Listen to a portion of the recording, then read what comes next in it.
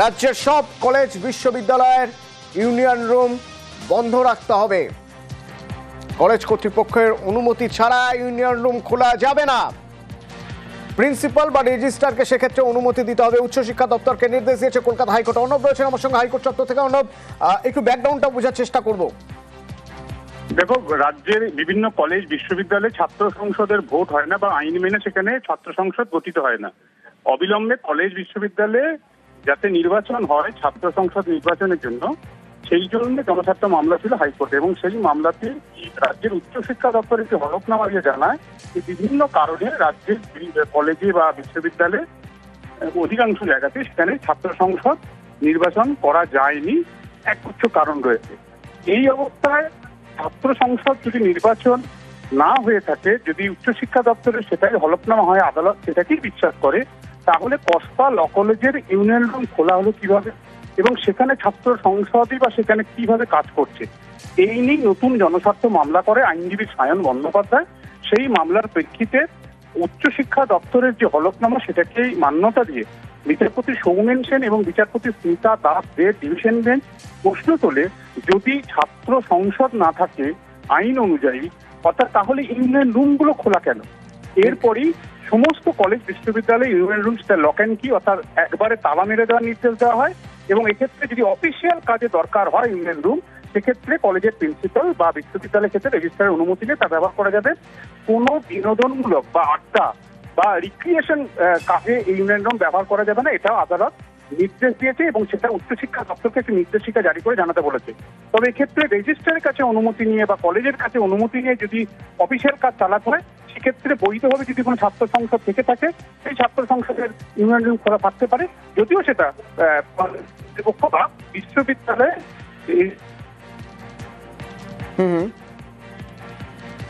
অর্ণব সঙ্গে থাকো।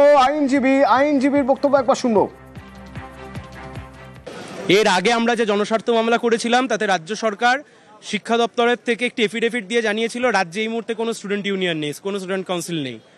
কিন্তু তার সত্ত্বেও দক্ষিণ কলকাতার ল কলেজের যে ঘটনা, সাউথ ক্যালকাটা ল কলেজের ঘটনা স্পষ্ট করে দিয়েছে গোটা ঘটনা ঘটেছে স্টুডেন্ট ইউনিয়ন রুমের মধ্যে। তার মানে স্টুডেন্ট ইউনিয়ন রুম খোলা আছে। গোটা রাজ্য জুড়ে স্টুডেন্ট ইউনিয়নের নামে লাখ লাখ কোটি কোটি টাকা উঠছে।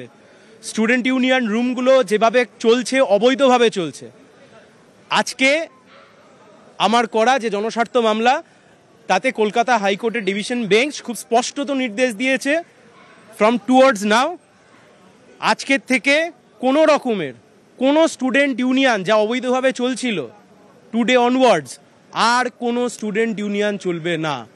ক্লোজড ফর এভার, যতদিন না ফার্দার অর্ডার আসছে। এই যে রাজ্যের সব কলেজ বিশ্ববিদ্যালয়ে ইউনিয়ন রুম বন্ধের নির্দেশ দিয়েছে কলকাতা হাইকোর্ট, তা এই ছাত্র সংগঠনগুলো কিভাবে দেখছে? এসএফআই, এবিভিপি, টিএমসিপি কিভাবে দেখছে? হাইকোর্টকে স্বাগত। দীর্ঘদিন ধরে কলেজের ইউনিয়ন রুমগুলো ইউনিয়ন নেই, নির্বাচিত ছাত্র সংসদ নেই, কিন্তু কলেজের পর কলেজে ইউনিয়ন ফিজ নেওয়া হয়েছে ভর্তির সময়। এই মনোজিৎ মিশ্র এখন সামনে এসেছে প্রতিটি কলেজে ইউনিয়ন রুমকে ব্যবহার করে জোর করে ছাত্রদের উপরে চাপিয়ে এই ধরনের মনোজিতেরা প্রত্যেকটা ক্যাম্পাসে এরকম 3-4টা করে মনোজিৎ আছে যারা কলেজ চালাচ্ছে। একদম প্রিন্সিপাল থেকে ফার্স্ট ইয়ারের ছাত্র সবাই এদের ভয় তটস্থ। এদেরকে একেবারে ঘাড় ধাক্কা দিয়ে কলেজ থেকে বার করা উচিত। অবিলম্বে ছাত্র সংসদ নির্বাচন করা উচিত। এবং ইউনিয়ন ছিল না, ইউনিয়ন ফিজের টাকা কি হলো, এইটা একটা বিরাট বড় দুর্নীতি। মহামান্য হাইকোর্টের নির্দেশকে সাধুবাদ জানাচ্ছি এবিভিপি পক্ষ থেকে, এবং সাথে সাথে একটা প্রশ্ন চিহ্ন থেকে যাচ্ছে কোথাও, যে আমরা সন্দেহ আছে, কারণ পশ্চিমবঙ্গে যে রাজ্য সরকার চলছে, তৃণমূল শাসিত যে রাজ্য সরকার চলছে, সেই রাজ্য সরকার হাইকোর্ট থেকে সুপ্রিম কোর্টের কোনো নির্দেশকেই তারা মান্যতা দেয় না। তাই আগামী দিনে কি অবৈধ যে ইউনিয়ন রুম বা ইউনিয়নের ছেলেপুলেরা থাকে তাদেরকে নিষিদ্ধ করতে পারবে আদৌ রাজ্য সরকার? একটা ইউনিয়ন রুম কোনো পলিটিক্যাল পার্টির হতে পারে না। একটা ইউনিয়ন রুম সাধারণ ছাত্রছাত্রীদের জন্য হয় এবং সেটা তারাই নিয়ন্ত্রণ করে। আজকে একটা ইউনিয়ন রুম থেকে একটা সাধারণ ছাত্রের বিভিন্ন রকম কাজ হয়, সেটা স্টুডেন্টস কনসেশন বলুন, সেটা students related form fill up বলুন, বা বিভিন্ন প্রয়োজনে বিভিন্ন বিষয়ে স্টুডেন্টস ইউনিয়নে কিন্তু সবার আগে সাহায্যের জন্য এগিয়ে আসে। আমি নিশ্চিতভাবে তাকিয়ে রয়েছি আগামী শুনানি 17 জুলাই যে পরবর্তী শুনানি আছে তার দিকে। স্টুডেন্ট ইউনিয়নই নেই, তাহলে স্টুডেন্ট রুম কেন? এক্ষেত্রে আবার হাইকোর্ট জানতে চেয়েছে রাজ্যের কাছে যে ছাত্র নির্বাচন নিয়ে রাজ্যের অবস্থান কি। অর্ণব রয়েছে ফোনে আমার সঙ্গে। অর্ণব, হাইকোর্টে যখন জানতে চাওয়া হলো কলেজ নির্বাচন নিয়ে রাজ্যের কি অবস্থান, তখন রাজ্য কি ব্যাখ্যা দিল? দেখো, রাজ্যের তরফে সিনিয়র অ্যাডভোকেট কল্যাণ বন্দ্যোপাধ্যায় আদালতকে আশ্বস্ত করে জানান যে রাজ্যের বিভিন্ন বিশ্ববিদ্যালয়, কারণ বিভিন্ন কলেজ বিভিন্ন বিশ্ববিদ্যালয়ের আন্ডারে পড়ে এবং বিভিন্ন বিশ্ববিদ্যালয়ে দীর্ঘ সময় ধরে স্থায়ী উপাচার্য নেই, এবং স্থায়ী উপাচার্য না থাকার কারণটা এখন ইতিমধ্যে আমরা প্রত্যেককেই কম বেশি জানি, কারণ সুপ্রিম কোর্টের নজরদারিতে বিষয়টি রয়েছে এই মুহূর্তে। এবং একটি উপাচার্য এবং আচার্যকে ঘিরে যে একটা জটিলতা তৈরি হয় আমাদের রাজ্যে, সেই বিষয়টি সুপ্রিম কোর্টে জলঘোলা। এবং পার্মানেন্ট ভিসি না থাকার কারণে নির্বাচন ছাত্র সংসদে করা যাচ্ছে না, এটা একটা অন্তরা, এটা একটা বাধা, সেটা রাজ্যের তরফে জানানো হয়।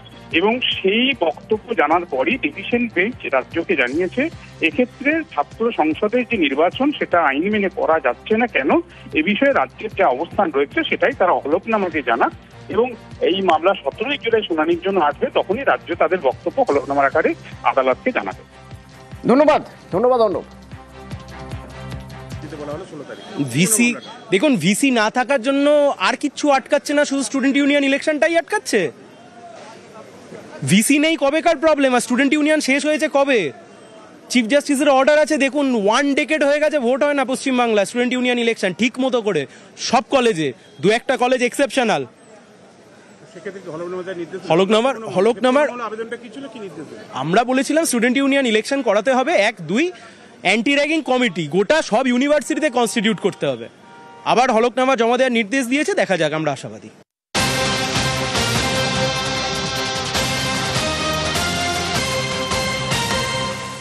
আর এরই মাঝে সব কলেজের পরিচালন সমিতির মেয়াদ বাড়ানো হলো।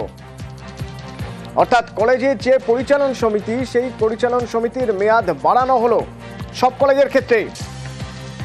6 মাস বাড়িয়ে দেওয়া হলো কলেজগুলির পরিচালন সমিতির মেয়াদ। রাজ্য জুড়ে উচ্চশিক্ষা দপ্তর অনুমোদিত সরকারি এবং সরকার নিয়ন্ত্রিত কলেজগুলির পরিচালন সমিতির মেয়াদ আরও 6 মাস বাড়ানো হলো। 30শে জুন মেয়াদ, 30শে জুন বা তারপরে শেষ হওয়ার কথা, সেগুলি 31শে ডিসেম্বর পর্যন্ত বাড়ানো হলো।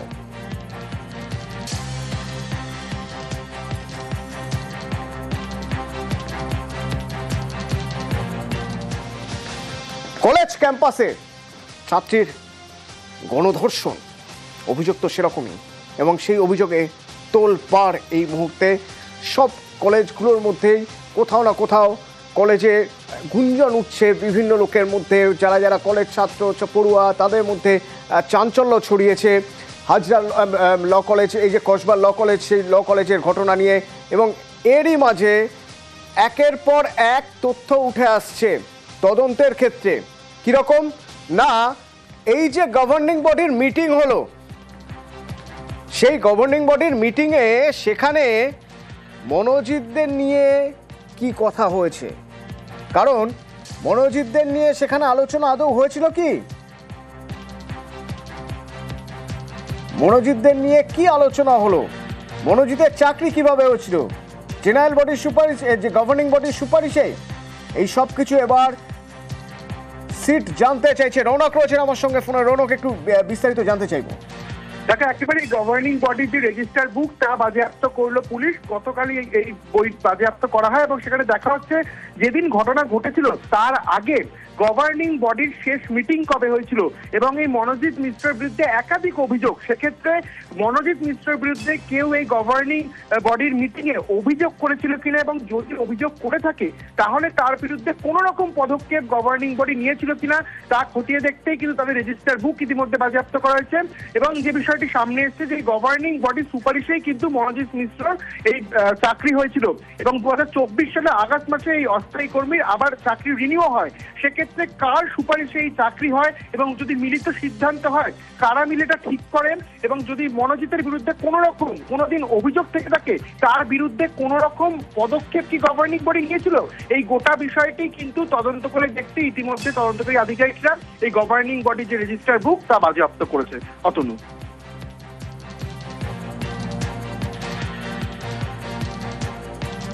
এবং এই কলেজে কতটা প্রভাব ছিল মনোজিতের সে সম্পর্কে আগেই পুলিশ জানিয়েছে যে কতটা প্রভাবশালী মনোজিৎ।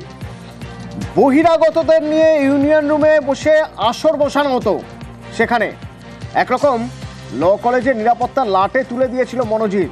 বহিরাগতদের ঢোকার সময় যাতে কোনো জায়গায় কোথাও সই সাবুত না করতে হয় সেজন্য কলেজ গেটে রেজিস্ট্রারি বন্ধ করে দেওয়া হয়েছিল চাপ দিয়ে, যাতে বহিরাগতদের প্রবেশ করতে বা কলেজ চত্বরে ঢুকতে কোথাও কোনো বাধার মুখে না পড়তে হয়। মনোজিতের নির্দেশে বহিরাগতদের নাম লেখা বন্ধ করা হয়েছিল। যে সিকিউরিটি গার্ড নিরাপত্তার দায়িত্বে যিনি ছিলেন, যে পিনাকি বন্দ্যোপাধ্যায়কে গ্রেপ্তার করা হয়েছে, জেরা করে জানা যাচ্ছে মনোজিতের নির্দেশে বহিরাগতদের নাম লেখা বন্ধ হয়েছিল রেজিস্টারে। এবং নিরাপত্তা নিয়ে যে চিন্তায় ছিল পড়ুয়াদের কথায় সে প্রশ্ন উঠে এসেছে বারবার। এর আগেও পড়ুয়ারা যখন কথা বলেছেন, পড়ুয়ারা বলেছেন যে কলেজের পরিবেশ, কলেজের নিরাপত্তা নিয়ে তারা উদ্বিগ্ন। কারণ কলেজে সেফটি একদম নেই। বাইরে যারা স্টুডেন্টও ছিল না কোনো রকম, তারাও এসছে। আমাদের যেদিন ভাইভা ছিল, আমরা 10th সেমিস্টারে আমাদের লাস্ট যেদিন ছিল ভাইভা, শুনেছি যে অন্য বাইরের স্টুডেন্টসরা, বাইরের অন্য ছেলেরা এসে 6th ফ্লোরে অন্য ফ্লোরেও এসছে। এটা নিয়ে অনেক ঘটনাও শুনেছি। তাছাড়াও এক্স স্টুডেন্টসরা আসবে কেন? এক্স স্টুডেন্টসের কাজ হয়ে গেছে, তারা কেনই বা আসবে? ইচ অ্যান্ড এভরি ফ্লোরে থাকা উচিত। আইডি কার্ড চেক করা হচ্ছে না, প্রপার টিচিং হচ্ছে না, আমাদের ইউনিয়ন রুমেই সব হতো। আমরা তাই জন্য চাইছি যে কোনো পলিটিক্যাল পার্টি যেন না থাকে কলেজটা। আর তদন্ত কিভাবে চলছে, স্পেশাল ইনভেস্টিগেটিং টিম কিভাবে তদন্ত করছে তা আজ হাইকোর্ট জানতে চায়। এবং এরই মধ্যে তদন্ত নিয়ে সন্তোষ প্রকাশ করছেন নির্যাতিতার মা বাবা। তাদের আইনজীবী বলছেন আপাতত তারা সন্তুষ্ট, যেভাবে স্পেশাল ইনভেস্টিগেটিং টিম তদন্ত করছে তাতে তারা আপাতত সন্তুষ্ট। তারা গতকালই জানিয়েছিলেন যে তারা এখনই সিবিআই চাইছেন না, যেভাবে পুলিশ তদন্ত করছে তাতে তারা সন্তুষ্ট। এবং আজ তাদের আইনজীবীও জানালেন যে আপাতত তারা সন্তুষ্ট স্পেশাল ইনভেস্টিগেটিং টিমের তদন্তে। আর নির্যাতিতার বাবা তিনি কি বলছেন? পুলিশের উপর আমার পূর্ণ আস্থা। লালবাজার যে তদন্ত করছে তাতে পূর্ণ আমার আস্থা আছে। সিট যে গঠন করেছে তাদের যা তদন্ত, তাদের তদন্তের প্রতি আমি খুবই আস্থাশীল। আমি চাই তারা পূর্ণ তদন্ত করে দোষীর উপযুক্ত শাস্তির ব্যবস্থা করে দিচ্ছে। আমরা এই মুহূর্তে কোনো কেন্দ্রীয় এজেন্সি বা সিবিআই আমরা চাইছি না। লালবাজারের সিটের উপর আমাদের পূর্ণ আস্থা আছে। দ্রুততার সঙ্গে কাজ করছে কলকাতা পুলিশ।